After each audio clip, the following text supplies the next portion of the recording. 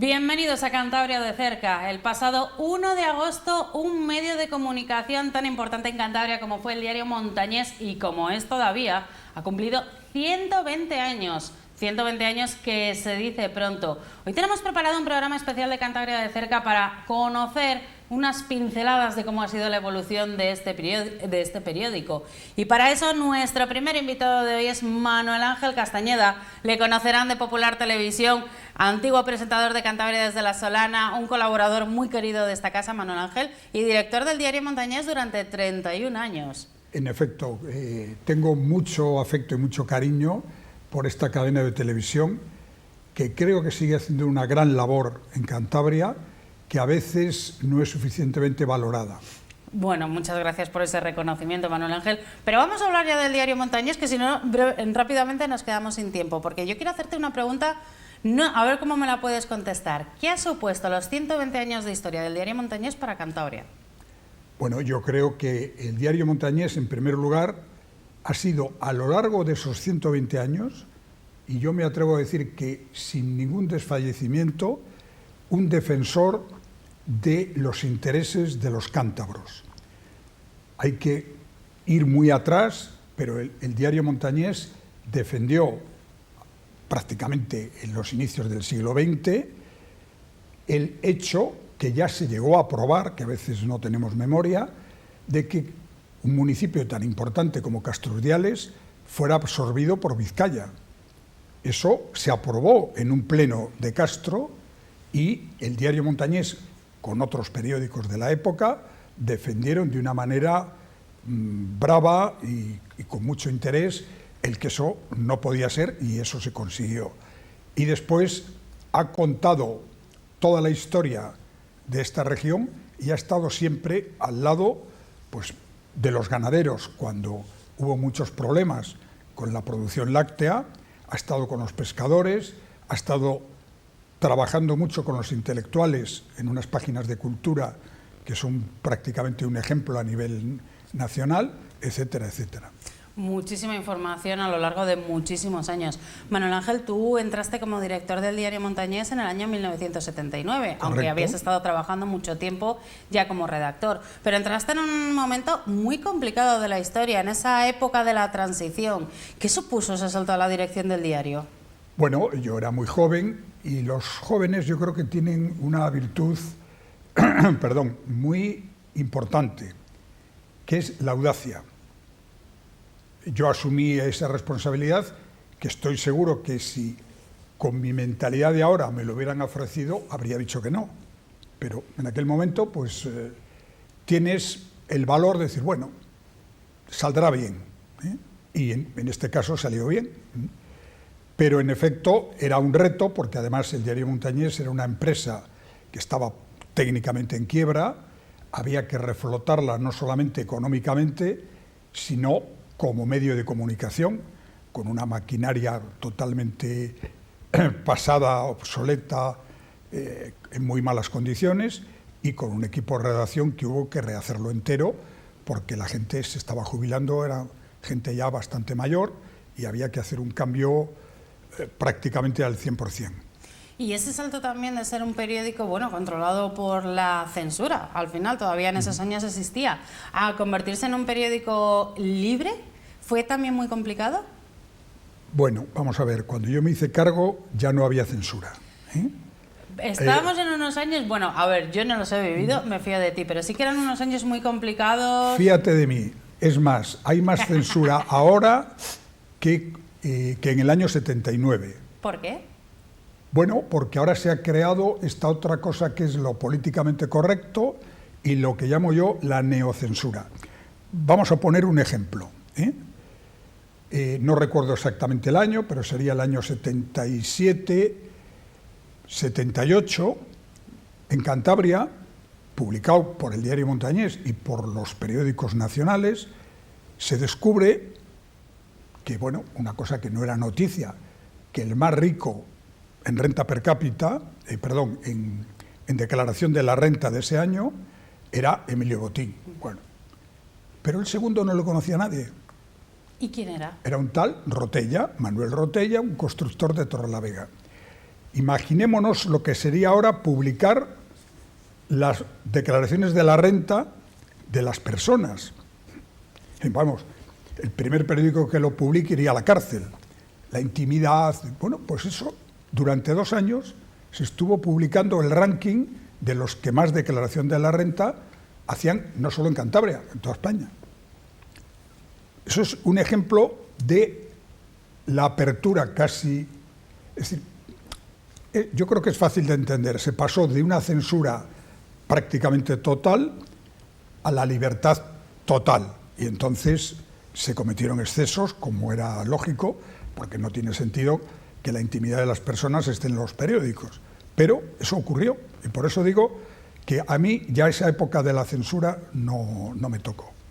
Y el papel de los periodistas. Tú dijiste, o sea, nos has comentado ahora que estás en una etapa de transición en la plantilla, de unas personas que se iban a jubilar a gente joven. Pero esa gente joven venía formada, porque había todavía muy poca formación, muy pocas carreras, era cuando se entraba a aprender oficios. ¿Cómo fue integrarles en esa plantilla y convertirles en periodistas? Eso que tú cuentas es así, es rigurosamente cierto.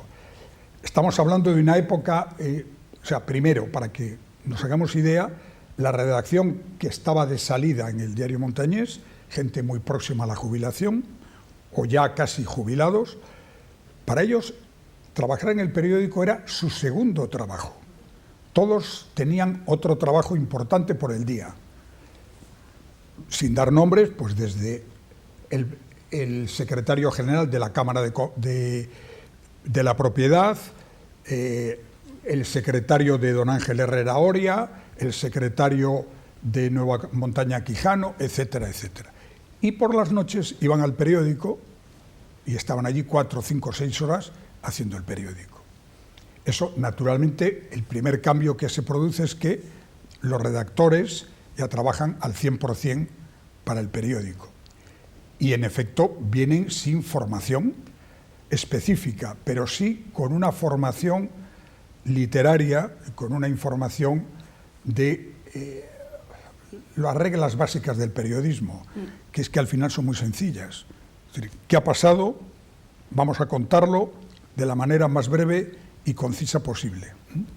Desde luego, pero ¿y cómo les formasteis? ¿Cómo les conseguisteis que fuesen periodistas? ¿Simplemente aprendiendo el oficio? Leyendo muchos periódicos, leyendo la Prensa de Madrid, que era la que marcaba la pauta, como sigue ocurriendo.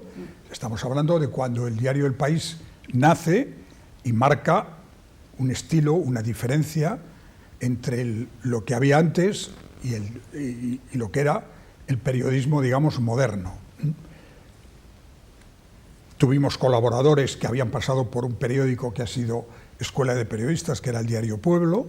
La gente joven no habrá oído hablar de él, pero el diario Pueblo fue en su momento, pues por ahí han pasado todos, desde Jesús Hermida a Raúl del Pozo, a Pérez Reverte, que todavía está de plena actualidad. Exactamente, todavía está allí dando la batalla. Bueno, 30 años dan para mucho, estamos hablando de esos primeros momentos, pero tú has vivido muchísimas transformaciones en el diario Montañés. ¿Cuáles son los principales hitos que has alcanzado? Porque no nos da tiempo a contarlos todos detallados. No, por supuesto. El cambio tecnológico ha sido total. Yo he trabajado en un periódico que se hacía en lo que se llamaba en caliente, porque había unos pequeños hornos donde había plomo fundido con estaño y aluminio, porque se imprimía todo de manera como cuando Gutenberg. Estamos hablando de que la técnica de impresión no había variado mucho en los últimos 400, 500 años. Y de pronto aparecen la informática, los ordenadores. Bueno, inicialmente los propios periodistas decíamos, bueno, esto a nosotros no nos afecta, esto al departamento de contabilidad, al de facturación, hasta que de pronto, casi en un suspiro, desaparece toda aquella maquinaria que además consumía muchísimo dinero y muchísimo personal, para que el periodista prácticamente, como ahora, escribe directamente lo que se va a publicar. Desde luego un cambio radical. Totalmente. Y Manuel Ángel, 30 años también dan para muchas historias. Hay una muy llamativa, porque además os tocó muy de cerca el atentado terrorista de ETA, la bomba que puso la Albericia. Vosotros teníais la sede anteriormente muy cerquita de donde se puso al lado. la bomba. No, ¿Cómo lo vivisteis? Pues mira, es el típico día que no se te olvida nunca. Sí. Eran, yo creo que a las 6 y pico de la tarde, ya era de noche, porque fue en el mes de febrero, y yo estaba en el despacho y la redacción, y de pronto oímos un ruido fuerte y empieza a caer del techo, empieza a caer como un polvillo. Todos nos quedamos, ¿qué pasa? Hasta que ya alguien que estaba abajo dice, salir, salir.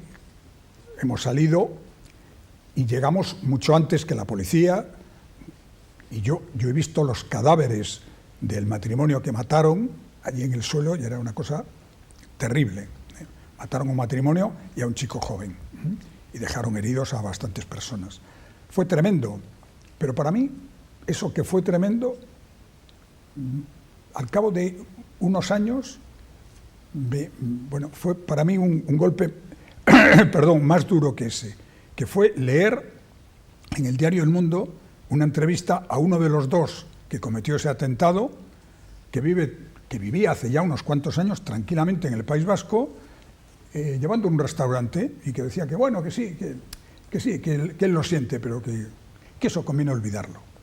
Hombre, los muertos están ahí, la familia está ahí, y eso, a mí eso sí que me parece imperdonable. Tú también has vivido la creación de Cantabria, desde sus comienzos hasta lo que es ahora. ¿Cómo eran esos primeros momentos de creación de Cantabria con ese jovencísimo Miguel Ángel Revilla que podemos ver todavía en algunas fotos? No tergiversemos la historia, ¿eh? La autonomía a Cantabria la traen el PSOE y el PP. En aquel momento Revilla no era ni diputado, si no recuerdo mal, ¿eh? Él tenía un diputado, que estoy intentando acordarme de su nombre, pero que ahora mismo no lo recuerdo. No te preocupes, porque eran muy poquitos los representantes que tenía, uno en aquella asamblea. Fue casi un milagro, porque la idea, digamos, a escala nacional, era que las autonomías uniprovinciales no eran viables, que no convenía. Y aquí a puntos estuvo de que no hubiera autonomía. Volvemos a la historia. Parece que el gran autor de la autonomía fue Ambrosio Calzada, el que era alcalde de Cabezón.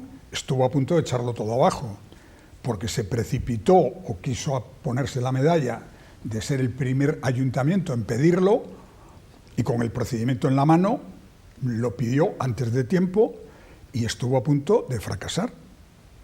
Porque, bueno, no voy a entrar ahora en el artículo de la Constitución donde regulaba todo eso, pero ahí está, ¿eh?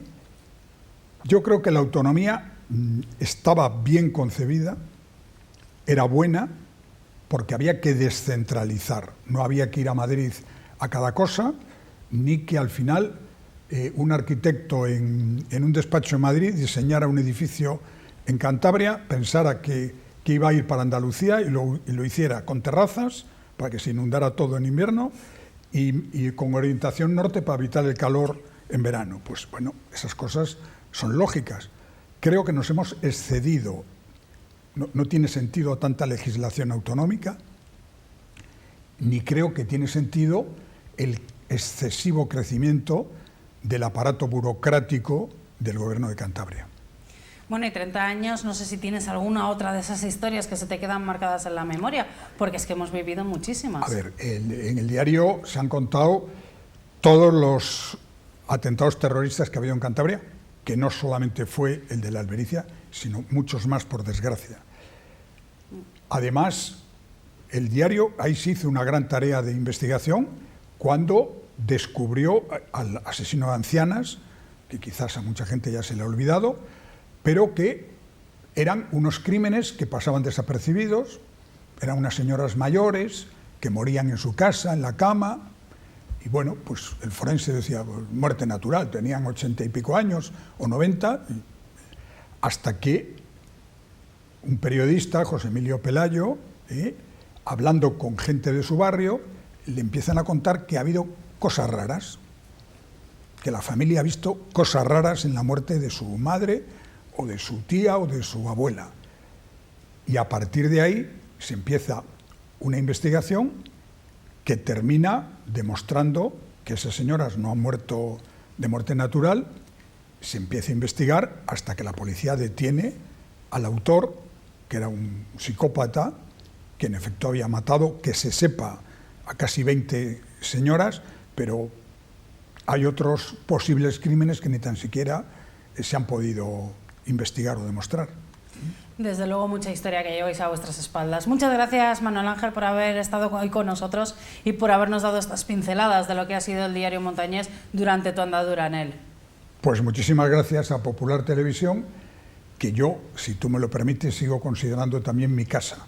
Estamos encantados y sabes que aquí tienes tu casa siempre que quieras venir. Nosotros estamos encantados de tenerte. Nosotros paramos ahora, hacemos una pequeña pausa, pero vamos a continuar porque vamos a conocer a continuación lo que es el diario Montañés hoy en día.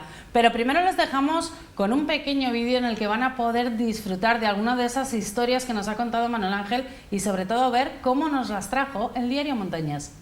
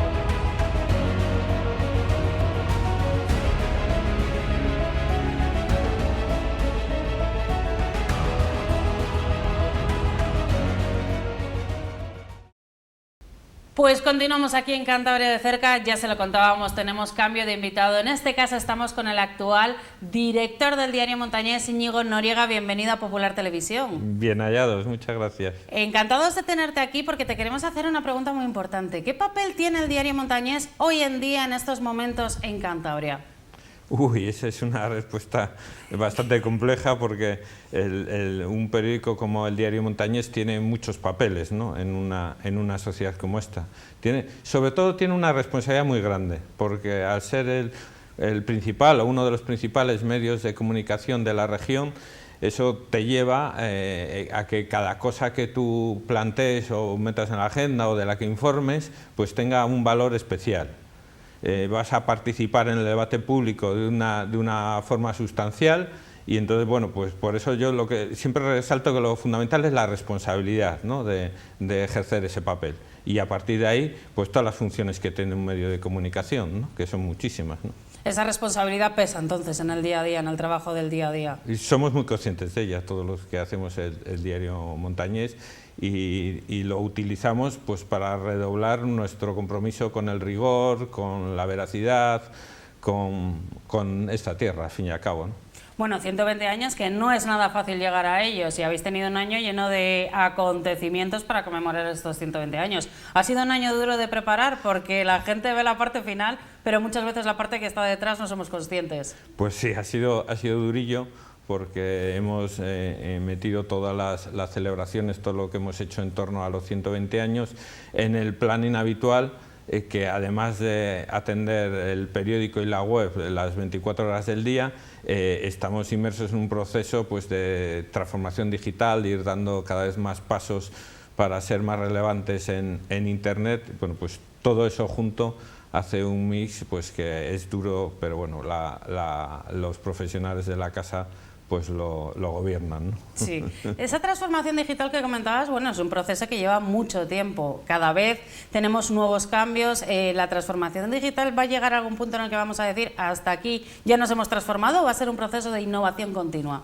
Probablemente no se acabe nunca. Ahí lo que se trata es de acompañar a tus lectores en el punto en el que ellos están, ¿no? Es decir, se trata de dar pasos y en el momento que determinados servicios pues son requeridos, que tú los puedes aportar, pues implantarlos y es un proceso, como tú bien has dicho, de innovación continua que probablemente no se detenga nunca, ¿no? Y la verdad que vivimos en una época en la que las redes sociales y el hecho de que cualquier persona con su móvil pueda publicar algo al momento nos están exigiendo mucho a los medios de comunicación y están exigiendo mucha inmediatez. ¿Pero eso puede cambiar los principios del periodismo? Yo creo que no.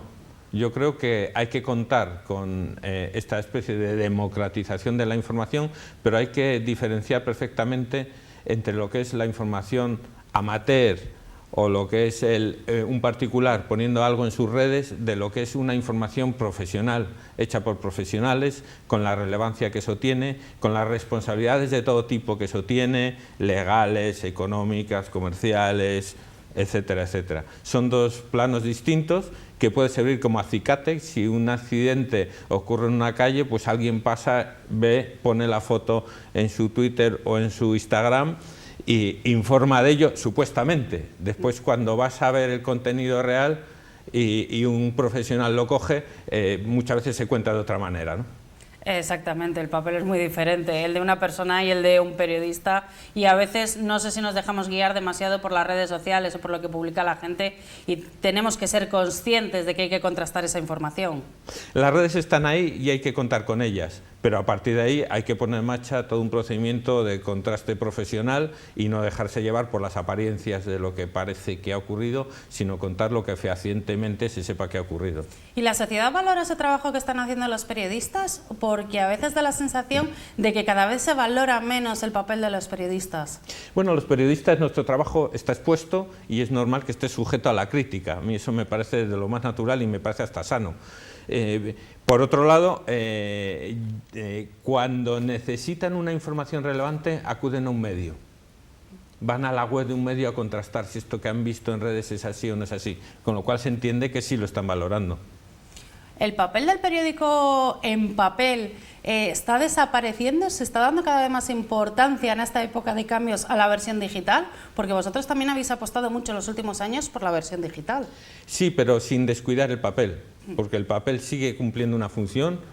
Tenemos decenas de miles de lectores que todos los días nos ven en papel y entonces hay que dar un buen producto en papel, pero a la vez mejorando la web también haces mejorar el papel. Es un trabajo que es prácticamente simultáneo, ¿no? ¿Y qué tal funciona el cobrar por la edición en la digital, aparte de la del papel? Que todo el mundo paga por la del papel, nadie se extraña, pero la de cobrar por la digital ha sido bastante más novedoso. Sí, es un proceso en el que toda la prensa internacional está inmersa, es un modelo de negocio que va surgiendo, que va un poco más allá de cobrar por la web. Se trata de un compromiso y de establecer un vínculo con el lector a favor de una información de calidad. Hay muchos servicios que se cobran y nadie se queja por ellos.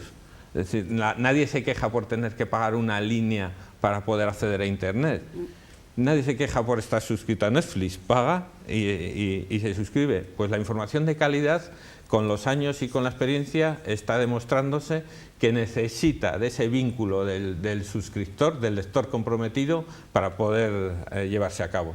¿Y hay cultura de ello? Porque en nuestro país tampoco llevamos tantos años pagando por ese tipo de servicios. Es una cultura que se va implantando y que se va poco a poco. El coste es relativamente asequible, no son unos precios muy altos. Es cierto que suscribirse a muchos periódicos sí significaría un coste alto, pero bueno, es un coste asequible y la gente va entrando. Nosotros tenemos cerca de 8.000 suscriptores ya en la web, ¿no? Es decir, que es un número muy relevante, ¿no? ¿Y el papel de los periodistas con la web también ha cambiado? Porque ya no estamos hablando de periodistas, unos que se dediquen exclusivamente al papel, otros que se dediquen a la versión digital. Estamos hablando de periodistas que saben hacer cualquier función. Sí, es que al final lo esencial del periodismo es contar lo que pasa, analizarlo y explicárselo a la gente. Ese es el papel. Y otra cosa es la técnica concreta con la que la pones en un medio o en otro medio. El periódico es distinto de la tele. En el periódico no hay estos estudios para escribir el periódico. Ahora sí, porque tenemos la web y hay unos sets para hacer los vídeos. E Internet requiere otras técnicas. Internet al final es un compendio de medios, porque tiene audio, tiene vídeo, tiene texto escrito y tiene muchos formatos audiovisuales posibles. La esencia del periodismo es la misma, lo que cambia es la manera de contarlo y la manera de llegar al lector por un medio o por otro. Bueno, y ya entrando un poco en lo que ha sido la actualidad en los últimos años, desde que tú eres director, yo no sé si tú consideras que vamos a ser la generación marcada por el COVID en cuanto a las noticias más relevantes. Pues probablemente sí, ¿no? Esta es una noticia que es única en la vida de una persona, ¿no? Y comparable pues a unas guerras o a episodios similares, ¿no? Y probablemente sí venga una generación que parte de su trayectoria esté definida por esta especie de parón, ¿no? que ha significado en muchos aspectos el COVID. Bien es cierto que en estos momentos nosotros detectamos cierto hartazgo, ¿no? de la información sobre el COVID. Bien, eso lo que nos obliga es a informar todavía con más rigor y no dejar de contar nada importante sobre COVID, pero quitar toda la hojarasca o lo que no aporte, ¿no? Sí, desde luego también en la línea de lo que comentabas antes, no sé si el COVID ha sido ese momento en el que la gente ha vuelto de verdad a los medios de comunicación, en el que se ha dado cuenta que necesitaba esa información veraz. En los primeros momentos del COVID, la gente se volcó con los medios, digamos, por entendernos, tradicionales, con los periódicos, con las webs de los periódicos, y se dio un salto muy grande en lo digital. Nosotros pegamos un subido muy fuerte de suscripciones por el impedimento de poder ir, aunque los kioscos estuvieron abiertos y los periódicos no dejaron ningún día de llegar a los kioscos, igual que las radios y las televisiones estuvieron funcionando. Sí que hubo cierta retracción en la movilidad, obviamente, por el confinamiento, y entonces eso tiró de las ediciones digitales y de las suscripciones. Luego eso se fue asentando, ha seguido empujando y yo creo que ahí hemos ganado los periódicos un plus de credibilidad, ¿no? Con toda la información que se hizo durante ese tiempo, ¿no? Bueno, y vosotros internamente, ¿cómo conseguisteis adaptaros a esta pandemia? Porque todos hemos tenido muchos problemas para conseguir adaptarnos, sobre todo en esos primeros momentos del confinamiento. Pues fue un proceso que se llevó a cabo muy rápidamente, en muy poco tiempo, porque empezamos a sacar alguna sección fuera del periódico en prevención un lunes. El martes decidimos llevar más que en prevención, dividir en dos la redacción en previsión de que pudiera haber un contagio. El jueves dijimos que no, vamos a sacar a todos menos unos pocos, y el viernes decidimos sacar a todo el mundo. O sea, en unas semanas fue a medida que ocurrían los acontecimientos y encontramos la manera técnica de hacerlo, pues fuimos sacando a todo el mundo. Trabajar a distancia ya lo hacíamos, porque ya transmitíamos información desde cualquier sitio, pero no 80 profesionales de redacción coordinados con 30 comerciales, con los administrativos, con los financieros, con los de marketing, toda la cadena, con los corresponsales, toda la cadena que implica la organización de un periódico. Eso no se había hecho nunca, cada uno en su casa, ¿no? Menos los equipos que estaban en la calle, por supuesto, ¿no? Que la gente, la gente con teóricamente menos riesgo, más jóvenes, fueron los que sin dudarlo se lanzaron a la calle, fueron a los hospitales, estuvieron cubriendo la noticia a pie de calle. Los fotógrafos, los cámaras, a esos no quedaba más remedio que estar a pie de obra para poder recoger la información en directo, ¿no? Íñigo, yo no sé si el COVID ha eclipsado la última década, o tú destacarías alguna otra noticia que se haya producido en la última década, de esas que nos han marcado y que se nos quedan en la memoria. Bueno, este asunto que afecta a los periódicos, pero que es la revolución digital, es otra de las grandes noticias de estos veintitantos años del nuevo siglo, ¿no? La irrupción de la informática viene del siglo anterior, pero el salto a la omnipresencia de la red y el cambio de costumbres en los negocios, en la manera de relacionarse la gente, en el ocio, en un montón de asuntos, eso yo creo que es una de las grandes noticias de este principio del siglo, ¿no? Y para ir terminando, ¿cómo ves el diario Montañés en el futuro? ¿Cómo va a ser los próximos años? No lo sé cómo va a ser y en realidad no me preocupa. A mí lo que me preocupa es mantener nuestro vínculo con la sociedad de Cantabria, que nuestros lectores sigan confiando en nosotros y que nosotros seamos capaces cada vez de darles mejor servicio con informaciones fiables, de calidad, que apelen a su inteligencia, que sean útiles para sus vidas y que les sirvan para desenvolverse, ¿no?, en sus vidas cotidianas, ¿no? Con 120 años ese vínculo ya está consolidado en Cantabria. Hay que mantenerlo cada día y redoblarlo, ¿no? Muy importante ese trabajo del día a día. Íñigo Noriega, muchas gracias por haber estado con nosotros aquí en Popular Televisión y por habernos contado unas pinceladas de lo que es el diario Montañés hoy en día. Y nos despedimos ya de ti. De nuevo, muchas gracias por estar aquí en Popular Televisión. Y gracias a vosotros por invitarme. Y muchas gracias también a todos ustedes que han estado con nosotros y que han estado viendo lo que ha sido el diario Montañés un poco a lo largo de esa historia. Les hemos querido transmitir en este programa especial unas pinceladas porque 120 años en un medio de comunicación les aseguramos que no se cumplen todos los días. Recuerden que Cantabria de Cerca vuelve el próximo jueves, como siempre a partir de las 10 de la noche, aquí en Popular Televisión.